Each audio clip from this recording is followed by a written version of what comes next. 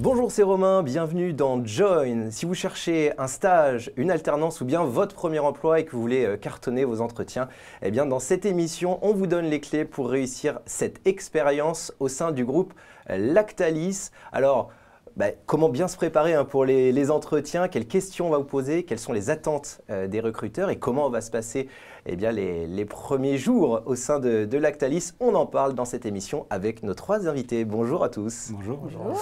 Alors, premier invité, il y a Adrien. Bonjour Adrien. Bonjour Romain. Alors Adrien, toi tu es responsable des ressources humaines. Est-ce que tu peux nous présenter ton rôle en une phrase au sein de Lactalis? Oui, bien sûr. Donc, moi, je suis responsable RH Division, donc la division qui produit notamment des yaourts, des desserts, des mousses au chocolat au sein du groupe Lactalis. J'accompagne au quotidien des sites industriels ou des équipes sièges sur tous les sujets RH, que ce soit du recrutement, de la formation, de la mobilité, les relations sociales également, voilà, au sein de cette division. Très clair. Il y a également Armelle. Bonjour Armelle. Bonjour. Alors toi, tu es directrice marketing. Pareil, est-ce que tu peux nous expliquer ton rôle au sein de Lactalis? Oui, alors mon rôle, donc, je suis directrice marketing et je développe des produits pour le groupe Lactalis et plus particulièrement pour la division qui s'occupe donc effectivement des produits, plutôt des produits frais laitiers comme des yaourts, des fromages frais et des desserts. Et à ce titre, je manage une équipe de 14 personnes. Et donc, je suis amenée à être souvent en recrutement de nouveaux collaborateurs et de nouveaux stagiaires, etc. Et donc Adrien, toi tu vas nous parler des sujets plus ressources humaines. Armelle, toi tu vas nous apporter ton expérience en tant que manager. Et il y a également François Gabriel. Bonjour François Gabriel. Bonjour. Alors toi tu es ingénieur de production actuellement et tu es un ancien alternant au sein de Lactalis. Pareil, même exercice, tu pouvais nous présenter ton rôle au sein de Lactalis. Donc moi c'est François Gabriel, donc j'ai 24 ans. J'ai démarré l'aventure Lactalis donc en licence professionnelle en alternance, donc sur le site de Vitré en Ille-et-Vilaine. Le domaine me plaisait, donc j'ai décidé de continuer l'aventure en école d'ingénieur sur le site de Lisieux, donc dans le Calvados. Et donc aujourd'hui j'ai été titularisé en septembre 2021 sur le site de Lisieux. Et mon rôle au quotidien c'est d'accompagner mes équipes dans le conditionnement de produits ultra frais. En usine donc? En usine. Ok, parfait. Merci à vous trois d'être là aujourd'hui. Donc toi, François Gabriel, tu vas nous apporter ton expérience, effectivement, d'ancien alternant et de junior maintenant chez Lactalis. On va pouvoir commencer dans cette émission sur le groupe Lactalis. Juste avant, Armelle, j'aimerais qu'on revienne un petit peu sur le groupe Lactalis, qui est un groupe chargé d'histoire. Est-ce que tu pourrais nous en dire deux mots sur ce groupe Lactalis? Deux mots, alors ça va être dur en deux mots. Mais le groupe Lactalis, c'est un groupe familial qui a une grande histoire donc de production de produits laitiers. Donc c'est des produits laitiers sous toutes leurs formes, que ce soit donc, des yaourts, des fromages frais, des desserts, mais également bien sûr des fromages, du lait, de la crème. Et je suis sûre que vous connaissez tous des produits, alors on est présent dans le monde entier, mais là, si on parle de la France, je suis sûre que vous avez déjà été amenés à déjeuner avec du lait Lactel ou beurrer votre tartine avec du beurre Président ou manger du Roquefort Société et puis des desserts comme les yaourts Pauvert, la laitière par exemple. Évidemment. Évidemment. Alors avant de rentrer dans le vif du sujet, Adrien, est-ce que tu peux nous reparler de la campagne d'alternance qui débute et les postes ouverts au recrutement? Je crois qu'il n'y a pas que des alternances, d'ailleurs, il y a des stages, des alternances et des premiers emplois pour les étudiants qui nous regardent. Oui, pour les jeunes diplômés, en fait, comme le disait Armelle, alors on est le premier groupe laitier mondial et donc du coup on a évidemment beaucoup d'opportunités, évidemment sur la partie industrielle, donc sur des profils d'ingénieurs agroalimentaires et puis sur tous les métiers industriels d'une manière générale. Et puis on a aussi des alternances ou des emplois sur des métiers commerciaux, marketing, supply chain, sur des fonctions support comme les achats ou les ressources humaines ou le contrôle de gestion. Par exemple, en fait, la taille du groupe nous permet vraiment de proposer une multitude de métiers. Et donc là, on est en pleine campagne de recrutement des alternants.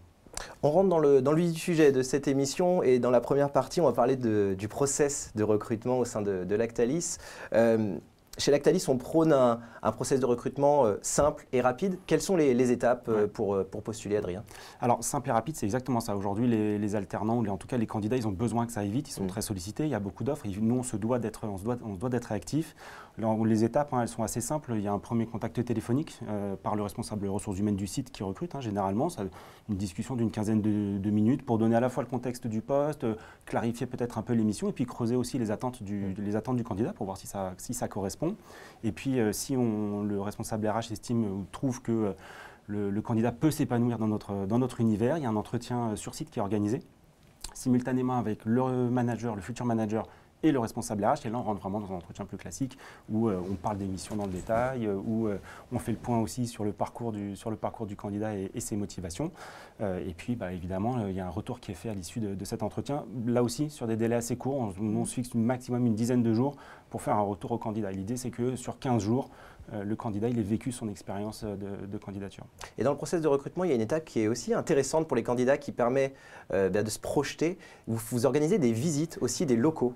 Oui, tout à fait. Alors là, pour nous, c'est important que le candidat puisse se projeter. Donc généralement, à l'issue de l'entretien, il y a un tour. Alors ça dépend si on est sur un poste siège ou sur un poste en usine. Mais évidemment, c'est intéressant de pouvoir voir aussi l'envers du décor, de dépasser aussi juste le simple discours d'entreprise et de voir concrètement les missions qui m'ont été proposées, comment elles se réalisent au quotidien. Je prends l'exemple de François Gabriel qui a probablement dû avoir une visite de l'usine. Quand on parle d'une alternance en production, qu'est-ce que ça veut dire? Quel est l'outil de production? Comment fonctionne une ligne?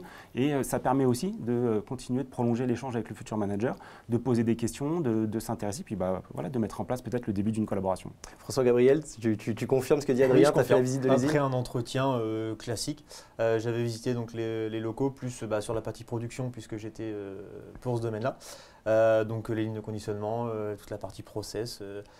Ça permet de se projeter dans le poste et voilà, c'est toujours positif de voir l'endroit dans lequel on pourrait être amené à travailler. Alors, je t'en prie Adrien.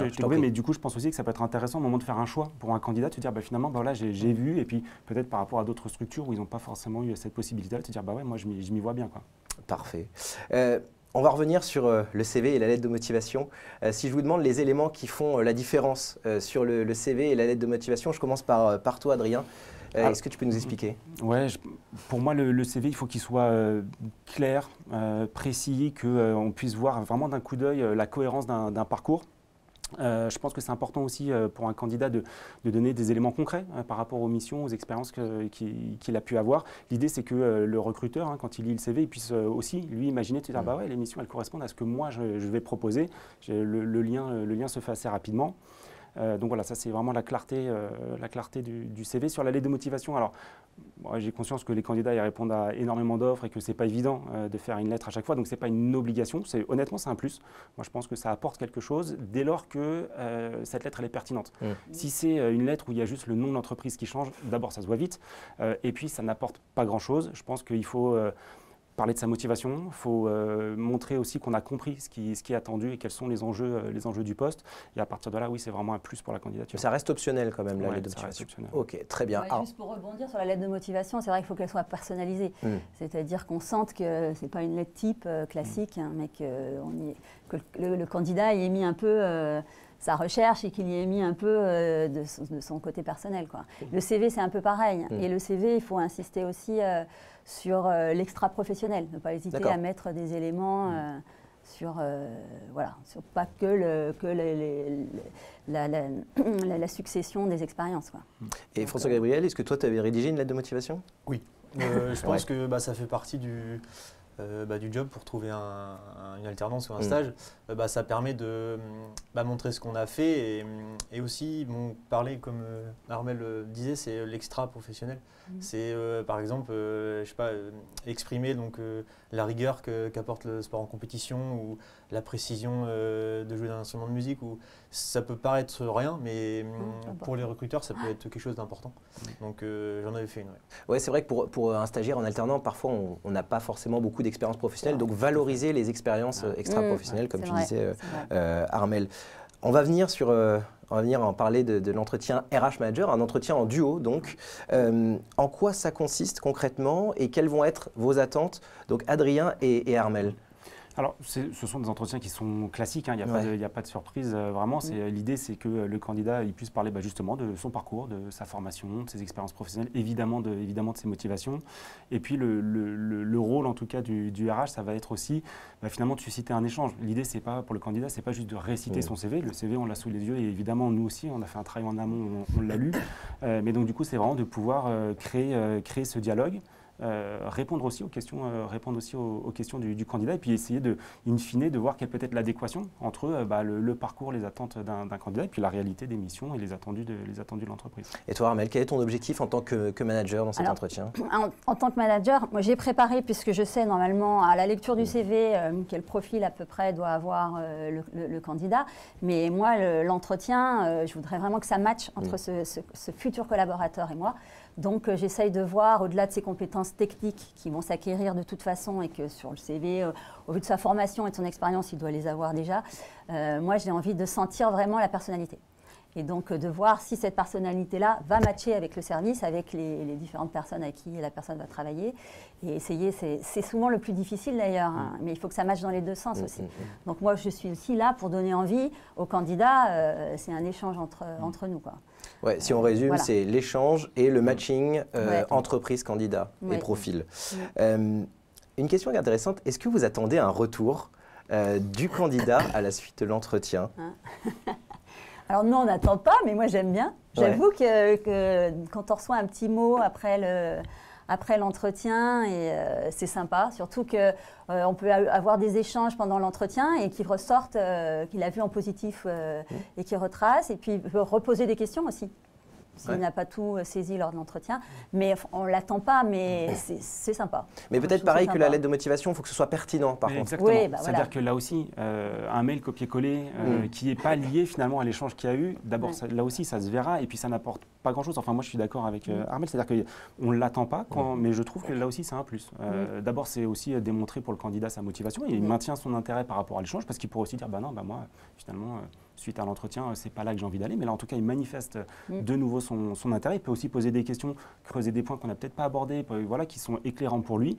Et puis effectivement, si c'est personnalisé et si ça fait référence à l'échange qu'il y a eu, pour le recruteur aussi ou pour le manager aussi, ça le remet finalement dans ce moment d'échange et puis ça laisse une trace, quoi. En termes de timing, qu'est-ce qu'on attend dans la journée, le lendemain, qui permet de réfléchir peut-être à des questions à tête reposée? C'est pareil, je crois qu'il n'y a pas de règle. À chaud comme ça, un candidat qui est super content, qui envoie juste un remerciement parce qu'il est heureux de cet échange, c'est bien. 3-4 jours plus tard, parce qu'il a réfléchi et qu'il a d'autres questions, c'est bien aussi. Ouais, non, il n'y a pas de règle. François-Gabriel, tu avais fait un petit retour comme ça après ton entretien? Non. Comme quoi, c'est pas éliminatoire. J'avais pas eu le temps parce que j'avais eu la réponse 2-3 jours après, je crois. Mais c'est vrai que c'est quelque chose que je n'avais pas du tout pensé. Mais je pense que ça peut être intéressant si c'est bien fait. Alors, on a parlé de cet entretien RH Manager, comment bien s'y préparer? Alors déjà, ça se prépare, c'est vrai. Moi, je pense que c'est important. Ce travail de préparation, il est évidemment sur connaître son parcours, mais ça, normalement, il n'y a pas de souci. Mais c'est vraiment, par contre, un travail de recherche. Travail de recherche sur le poste, sur l'entreprise, sur ses valeurs, sur son histoire, sur le contexte des missions qui sont proposées. Donc vraiment, ce travail préparatoire, pour moi, il est hyper important. Tu es d'accord, oui, je suis complètement d'accord. Et ça se voit très rapidement, un candidat qui n'a pas préparé. Et c'est, souvent, c'est un peu rédhibitoire. Je pense desservir le candidat de ne pas le préparer de toute façon. Même pour lui, c'est se mettre plus en situation de réussite que de préparer l'entretien, d'être effectivement au courant de ce que potentiellement cette entreprise fabrique, etc. Et de montrer sa curiosité. Puis d'autant plus dans la partie marketing, s'intéresser au produit peut-être aussi. Je pense que c'est vrai surtout, oui, tout à fait, tu as raison. Mais je pense que c'est vrai surtout sur les postes. De toute façon, tout manager recherche quelqu'un. Quand on reçoit un candidat, on a envie qu'il se soit intéressé et qu'il ait préparé et que ce ne soit pas un énième entretien à la chaîne qu'il ait vécu. Ça montre vraiment, ça démontre sa motivation. Donc c'est très important, la préparation. Qu'est-ce que tu en penses, François-Gabriel? Faut préparer parce que moi je me rappelle, j'étais plus ciblé production, ne serait-ce que les volumes, les process mis en œuvre. Mais aussi le nom des responsables, voilà, ça peut être rien, mais ça permet d'arriver beaucoup plus serein, je pense, à l'entretien. Et aussi éviter peut-être un peu de stress ou des choses comme ça, donc faut le faire. Tu parlais d'aller se renseigner sur les personnes. Il y a quelque chose qui se fait de plus en plus maintenant avant les entretiens, c'est d'aller se renseigner sur LinkedIn. Est-ce que vous conseillez d'aller se renseigner sur LinkedIn, sur les personnes qu'on va rencontrer? Conseiller, je ne sais pas. Mais moi-même, je le fais. Quand je rencontre un candidat, je vais essayer d'aller voir maintenant sur Internet, on trouve pas mal de choses. Donc, je pense que oui, moi, j'ai aucun problème qu'il soit renseigné sur moi. Il ne Adrien. trouvera pas grand-chose. Mais... Moi, je pense que c'est bien de le faire. Aujourd'hui, on est de plus en plus connectés. C'est une source d'information qui est à disposition. Ce serait dommage de s'en priver. Aujourd'hui, un recruteur, un manager qui met en ligne son profil et qui partage des informations, c'est qu'il est prêt à ce qu'elles soient lues. Oui. Et donc, du coup, je pense que c'est bien d'aller effectivement toujours dans ce travail de préparation, aller voir qui va être son futur interlocuteur. Ça permet aussi de se promener sur la page LinkedIn de l'entreprise. Il y a plein d'informations qui peuvent être hyper pertinentes pour le stage, l'alternance qui est proposée. Donc c'est là aussi emmagasiner de la connaissance et puis jouer le jeu de l'entretien et de l'échange. Et c'est dans les deux sens, c'est-à-dire que finalement ça peut aussi susciter des questions de la part du candidat et puis voilà, de questionner, d'être curieux, de challenger, pourquoi pas, un peu le futur manager ou RH, quoi. Je crois François Gabriel, c'est ce qu'il a fait avant son entretien avec toi, Adrien. J'ai fait ça avec Adrien. C'était donc juste avant, pour la suite de mon parcours.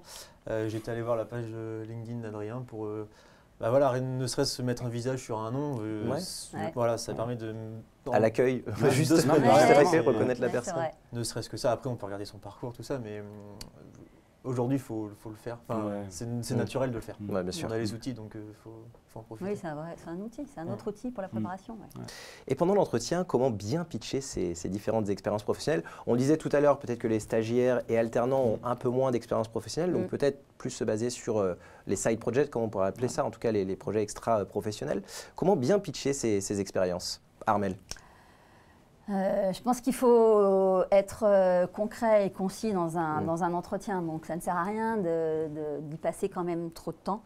Et il faut se servir de ces expériences, même si effectivement, dans le cas d'un stagiaire ou d'un alternant, il en a peu, mais se servir de ses expériences scolaires ou autre chose pour mettre en avant ses réussites. Et puis mettre en avant en quoi ça peut matcher par rapport au poste auquel il postule. Donc voilà, mais un manager n'est pas en attente d'un détail vraiment rapidement, il va s'en rendre compte que la personne, si elle sait de quoi elle parle, voilà. Non, tu disais tout à l'heure, ce n'est pas une liste à la Prévert des expériences. C'est peut-être plus effectivement expliquer ce que les expériences précédentes, qu'elles soient professionnelles ou non professionnelles, ont apporté et pourquoi elles sont pertinentes par rapport au poste. Et d'autant plus quand on est encore en phase d'apprentissage sur une alternance ou sur un stage, où là finalement la liste des missions, d'abord il n'y en a pas forcément parce qu'on accueille aussi beaucoup de jeunes où c'est leur première expérience professionnelle, leur découverte du monde de l'entreprise.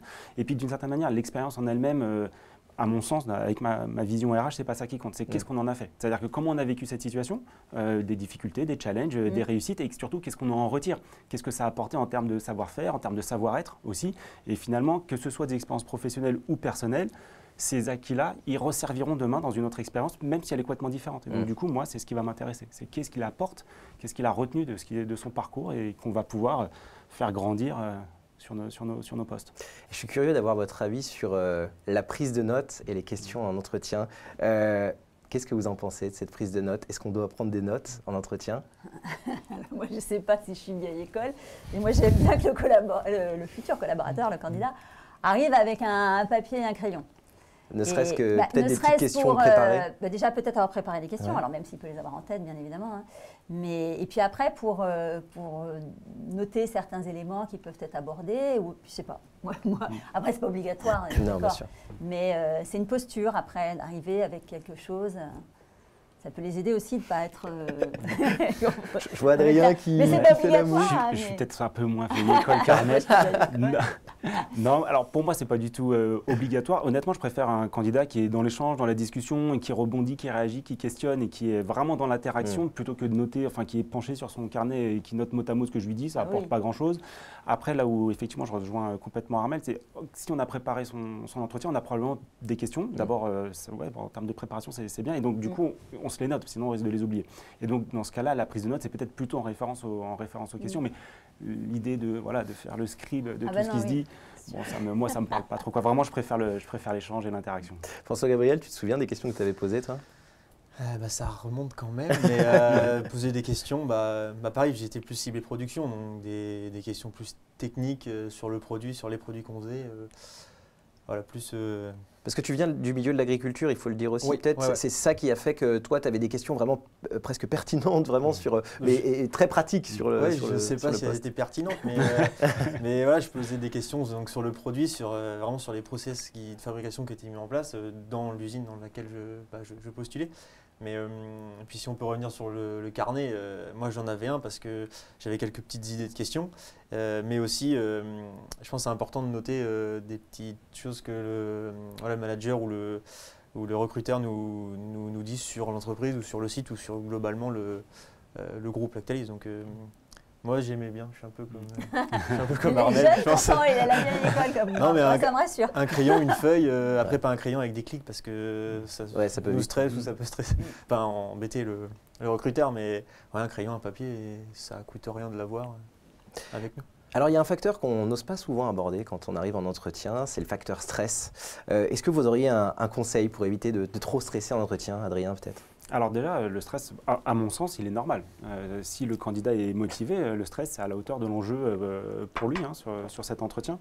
Après, je pense qu'en fait, l'idée, c'est de dédramatiser au maximum la situation. S'imaginer qu'on est là pour faire connaissance, discuter. C'est le rôle aussi du RH de mettre le candidat dans les meilleures dispositions, parce que le but, c'est qu'il soit lui-même, qu'il se sente libre de s'exprimer clairement, de façon transparente sur son parcours, sur ses expériences, sur ses acquis, et effectivement d'être dans les bonnes dispositions, je pense. Mais le stress, il est normal. L'idée, c'est que progressivement, à travers l'entretien, vraiment, on fasse redescendre cette pression et qu'on soit pas l'entretien, c'est pas une évaluation pour moi. On réussit. Le but, c'est pas de dire j'ai réussi ou raté mon entretien. C'est j'ai eu l'occasion de m'exprimer. Le recruteur, le manager m'a posé des questions, je leur ai posé des questions. Et voilà, à l'issue, on verra bien ce que ça donne, quoi. Ça t'est déjà arrivé peut-être d'avoir un candidat qui est tellement stressé que tu as anticipé presque la visite des locaux pour le détendre aussi un petit peu peut-être ? Alors en tout cas, de modifier, en tout cas nous, l'ordre qu'on avait imaginé de l'entretien, oui complètement. Ouais. Ça arrive d'ailleurs, souvent, mais en tout cas ça arrive. Ça peut être effectivement alors modifié en disant on va commencer par la visite. Ça peut être aussi juste stopper à un moment donné, très rapidement dire on va faire une petite pause. Est-ce que vous voulez aller boire un verre d'eau ? Et ça permet aussi d'engager une discussion peut-être un peu plus informelle pour relaxer, détendre le candidat. Puis ensuite on reprend tranquillement l'échange. Mais oui, il n'y a pas de règle établie. Tu disais que c'était le rôle du RH, c'est aussi le rôle du manager finalement aussi de détendre dès le départ, candidat. C'est le binôme avec le RH et avec le manager, mais on essaye soit de faire un peu d'humour dès le départ de l'entretien, et puis même en allant chercher le candidat déjà, pour le déstresser, on évite de le faire attendre, enfin moi c'est un peu ma politique. On ne le fait pas attendre, on va le chercher, on lui propose un café, on s'installe. Et là, c'est un peu informel au départ, on peut parler de son voyage, pour tout de suite le déstresser et puis lui présenter aussi le déroulé de l'entretien. Moi, j'aime bien qu'on se présente entre nous déjà, entre le RH et le manager, et puis on présente le déroulé de l'entretien. Comme ça, il voit un peu le déroulé et ça peut le déstresser. Mais c'est vrai que c'est notre rôle aussi, on n'a ni intérêt ni les uns les autres que le candidat soit complètement stressé et ne sorte rien du coup et n'exprime pas ce qu'il est juste pour un problème de stress, quoi. Rester naturel aussi, je crois que c'est ton conseil aussi, François-Gabriel, rester naturel, ne pas jouer un rôle parce que finalement on n'est peut-être pas à l'aise dans ce rôle-là. Parce que finalement si on joue un rôle, si ça passe pendant l'entretien, tant mieux pour toi, mais ça sera forcément visible après, les semaines d'après. Donc il faut rester naturel. Tu n'as peut-être pas le CV de la personne qui est passée avant toi ou la semaine d'avant, mais faut que tu appuies sur ton savoir-être et faut pas se vendre comme quelqu'un qu'on n'est pas réellement. Si on devait faire un top 3 des soft skills, ces valeurs dont on parlait tout à l'heure, attendues au sein de Lactalis, qu'est-ce qu'on pourrait dire ? Top 3 valeurs clés attendues. Déjà, au sein du groupe Lactalis, il y a 3 valeurs clés qui sont l'ambition, l'engagement, la simplicité, qui vraiment se vivent au quotidien. Ça, c'est clair et net. Enfin, je pense qu'on le partage. C'est vraiment quelque chose qu'on voit. Et si, à travers l'entretien, on arrive à déceler que le candidat il partage ces mêmes valeurs, je pense que c'est déjà une très, très bonne base pour s'épanouir dans le groupe. Parce que vraiment, ce sera le quotidien de toutes les personnes qui intégreront le groupe. Très clair. On va passer à l'alternance, à l'onboarding, pardon, maintenant, des nouveaux alternants. Alors, Adrien, est-ce que tu pourrais nous expliquer comment se passe l'onboarding des nouveaux arrivants, pas que alternants, stagiaires, alternants et premiers emplois. Ouais, tous les nouveaux entrants en fait, bénéficient d'un parcours d'intégration, alors qui sera différent en fait pour chacun. Ils sont adaptés à chaque métier, à chaque poste et à chaque site. En revanche, ce qui est sûr, c'est qu'il sera préparé en amont par le manager. Il y a un calendrier avec des étapes formalisées, l'accueil le premier jour, la rencontre de ses collègues, de l'équipe, de ses interlocuteurs internes également, un focus plus spécifique sur les missions, ce qui est attendu et les outils pour réussir dans les missions confiées. Il y a également des sessions d'intégration qui sont organisées. Ça peut être organisé au niveau du site, au niveau de la division également ou au niveau du groupe. Alors là, c'est plus espacé parce que ça représente beaucoup de monde. Et puis également tout un parcours de formation qui sont importantes pour une bonne prise de poste sur, je sais pas, sur un alternant RH, il aura une journée de formation sur les différents outils RH qu'il utilisera au quotidien. Sur un site industriel, c'est hyper important pour nous la sécurité. Il y aura nécessairement dès le départ les formations sécurité. Donc voilà, il y a vraiment tout un processus qui se déroule dans le temps, qui s'étale et qui permet de se sentir à l'aise dans le cadre de sa prise de poste. François Gabriel, tu es d'accord? Toi, tu as suivi, pardon. Tu l'as suivi. Tu as suivi les formations sécurité en usine? Donc les premières semaines, c'est plus de l'immersion parce que tu découvres un nouvel environnement. Mais très rapidement, c'est des journées donc formation hygiène et sécurité. Parce qu'il ne faut pas se blesser au travail. Donc il y a un point qui est assez important là, sur la sécurité. Et sinon, c'est de l'immersion, les petites missions qui commencent à arriver au départ pour apprivoiser l'environnement, ses nouveaux collègues, les services qui gèrent quoi. Donc vraiment et puis c'est assez suivi, on n'est pas jeté dans la nature. Autant au niveau RH que manager, on est suivi, on fait des points. Si ce n'est pas toutes les semaines, on se voit la semaine d'après. C'est rassurant pour le nouvel arrivant, quoi. Et Armel, les nouveaux arrivants également sont l'occasion pour les internes, les salariés qui sont déjà dans l'entreprise, d'avoir une vision nouvelle un petit peu. Et toi, ce que tu aimes bien, c'est avoir un rapport d'étonnement à l'arrivée des nouveaux... On a mis en place un rapport d'étonnement que l'on demande donc aux nouveaux collaborateurs, quels qu'ils soient, au bout de 2 mois, une fois qu'ils sont depuis 2 mois dans l'entreprise, on leur demande un peu de s'exprimer, on a toute une trame, mais de s'exprimer un peu sur ce qui leur a paru... ce qui les a étonnés, donc ce qui leur a paru bien ou moins bien. Et nous, ça nous permet aussi de nous améliorer pour les prochains nouveaux entrants et puis dans notre fonctionnement aussi, de voir où les choses peuvent être un peu... Parce que nous, quand on est tellement dedans, des fois, on ne voit plus, on n'est plus étonné, mais on a besoin qu'on nous remette un peu la lumière sur certains points, donc c'est super, c'est bien. Quels conseils on pourrait donner aux nouveaux arrivants, stagiaires, alternants ou CDI, CDD, pour faciliter leur intégration dans le groupe, Adrien? Je pense que vraiment les premières semaines, les premiers mois, c'est important déjà de discuter avec des experts métiers dans son environnement professionnel, de connaître un peu leur mission, leur rôle, l'histoire du groupe, comment les choses ont évolué. Il y a un rôle de transmission. On a la chance vraiment d'avoir des experts qui sont passionnés par leur métier, parce qu'on a des métiers très spécifiques, passionnés par leurs produits également. Et je crois qu'ils prennent vraiment plaisir à transmettre cette passion et cette expertise. Je trouve, en tout cas, François Gabriel, tu diras si tu l'as vécu, mais voilà, des anciens, des titulaires qui passent la main aussi, qui passent la main au nouveau. Et puis c'est le rôle aussi du tuteur qui va transmettre aussi cette histoire, cette passion, cette expertise, qui va donner les clés aussi pour que l'alternant, le stagiaire, demain réussisse dans son métier et pourquoi pas pour qu'il puisse l'intégrer dans la foulée. C'est un peu le but aussi pour nous. Tu es d'accord avec ça, François Gabriel? L'avantage du groupe, c'est qu'il y a dans les pilotes, les experts métiers, il y a des anciens alternants ou des anciens stagiaires. Donc ils comprennent ce qu'on vit quand on arrive dans une entreprise nouvelle qu'on ne connaît pas. Donc l'avantage, c'est qu'ils aiment expliquer leur métier, expliquer ce qu'ils font. C'est un peu comme une passion. Donc il ne faut pas hésiter à leur poser des questions. Ils ne vont pas nous envoyer... ils vont pas nous envoyer bouler parce qu'on leur a posé une question ou autre, quoi. Alors Lactalis voit véritablement les stagiaires et les alternants comme bien un moyen de former des nouveaux salariés, effectivement. Et François Gabriel, je crois qu'en est un très bel exemple.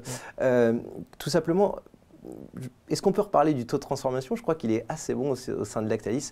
Le taux de transformation, on va l'expliquer, hein, c'est le taux des stagiaires alternants qui, suite à leur expérience, eh bien, se sont vus proposer un poste au sein du groupe. Aujourd'hui, le taux de transformation à l'échelle du groupe en France, il est de 50%. On intègre un alternant stagiaire sur 2 à l'issue de leur parcours chez nous. Et en fait, pourquoi on est aussi dynamique, nous? En tout cas, on est vigilant à maintenir ce taux de transformation. C'est parce qu'on a déjà une politique de mobilité en interne qui fonctionne très bien. Aujourd'hui, alors j'ai en tête, sur les postes cadres, on a 56% de nos postes cadres qui sont pourvus en interne.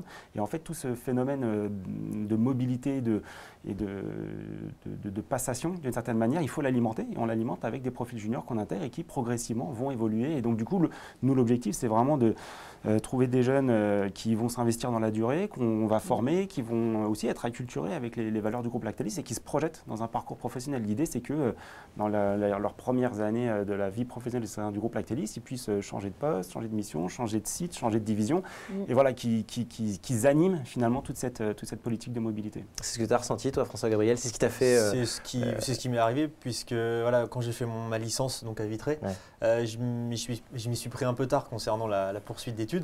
Donc je ne pouvais pas rester sur Vitré pour un cycle d'ingénieur. Donc là, mon CV, mon profil a été donné aux usines du secteur où je voulais être. Et donc c'est Lisieux, mais voilà, ça aurait pu être Bayeux, ça aurait pu être en Bretagne. Enfin, c'est l'avantage d'avoir autant de sites et autant de possibilités d'évoluer. Pour conclure cette émission, c'est quelque chose qu'on aime bien faire. J'aimerais que chacun nous donne un conseil personnel pour les étudiants qui nous regardent et qui regardent cette émission. Allez, je commence par François-Gabriel. Rien à perdre et tout à gagner, puisque voilà, aujourd'hui j'ai 24 ans, donc je suis en CDI dans le groupe. Voilà, si on m'avait dit ça il y a 4 ans, j'aurais pas forcément cru. Voilà, donc faut pas hésiter, faut y aller et on verra bien. Qui veut prendre la parole? Adrien. Allez, Armel. Je sais pas, un conseil, tu veux dire un conseil? Un conseil pour les étudiants qui nous regardent et qui souhaiteraient postuler au sein de Lactalis. Eh bien, osez, venez, soyez vous-même et venez nous rejoindre, qu'on puisse échanger ensemble et vous démontrer qu'on peut collaborer et on ira loin ensemble. Et matcher, comme on disait tout à l'heure. Je reprends, être soi-même et oser candidater, oser franchir le pas, ça me semble important. On est aussi à la recherche de gens qui font preuve d'initiative, qui proposent, qui agissent. Donc c'est ça. Moi j'aime bien cette notion de dynamique. Donc soyez dynamique et candidatez. On sera ravis de les rencontrer. Merci beaucoup à vous trois d'être venus nous parler du process d'entretien et des premiers jours chez Lactalis. Merci à vous tous de nous avoir suivis. Maintenant, vous avez toutes les clés pour réussir votre entretien et votre onboarding au sein du groupe Lactalis. Pour postuler, c'est très simple. Rendez-vous sur la page Job Teaser du groupe Lactalis ou sur le site carrière de Lactalis. Et maintenant, vous avez tous les bons conseils pour réussir vos entretiens et décrocher votre stage, votre alternance ou votre premier emploi. Quant à nous, on se retrouve très bientôt pour un nouveau numéro de Join, évidemment, sur Job Teaser. Bye bye.